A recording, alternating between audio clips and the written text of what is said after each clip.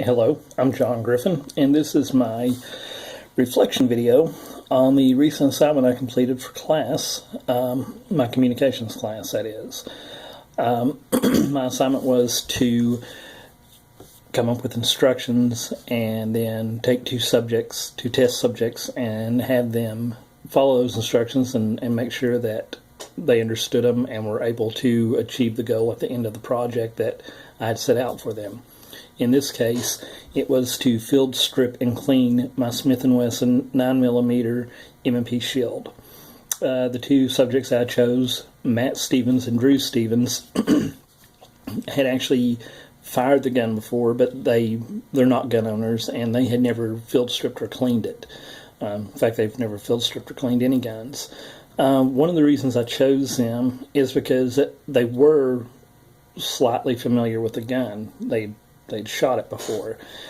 So I figured in a professional setting, if you're going to write instructions for a colleague to follow to perform a task, there's going to be an accepted level of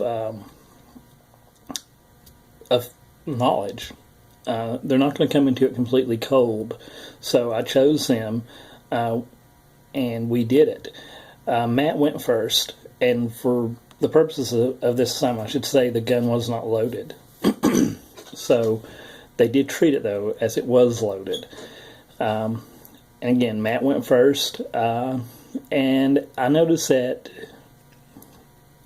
it's a matter of, as we've talked about in class, it's a matter of audience analysis.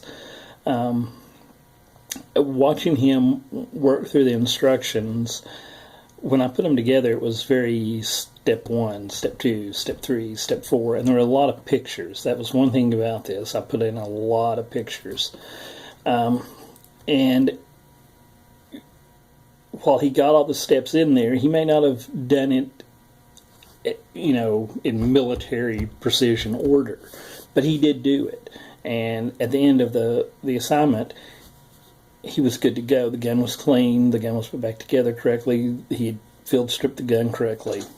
Drew was up next, and what I noticed about Drew, and again, this goes back to audience analysis, Drew plays a lot of video games. He plays a lot of video games. So following instructions and following prompts sort of comes naturally to him, and I think he had an easier time with it than Matt did. And it's not like he sat there and watched exactly what Matt was doing or anything like that. He was not around Matt when he was doing it. So, again, audience analysis. If I had it to do over again, I probably would have involved actually more pictures. I think that when you're dealing with something, we're a visual society, we're a visual people. And I think written instructions are great, but if you follow those up with really good pictures, then your audience, I think, finds it a whole lot easier. Like I said, if you look at how kids are learning today in school, a lot of it is visual elements, that sort of thing. Anyway, back to what I would have done differently, not too much. I think that they did fine with it. When I asked both of them at the end of it, were the instructions easy to follow? Were you able to go along with it? They both agreed. They were complimentary about it. But again, and also I should note that this was a subject matter that I was kind of new at too. I basically bought a gun, and it's sort of a paperweight.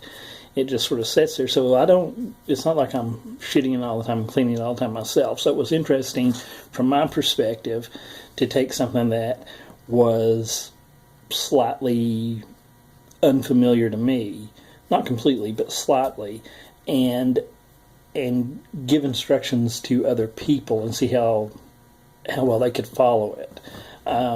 Because I think in the work environment, I think you're going to be doing that a lot. Anyway, those are my reflections. Hope you enjoyed this, and I'll see you in class.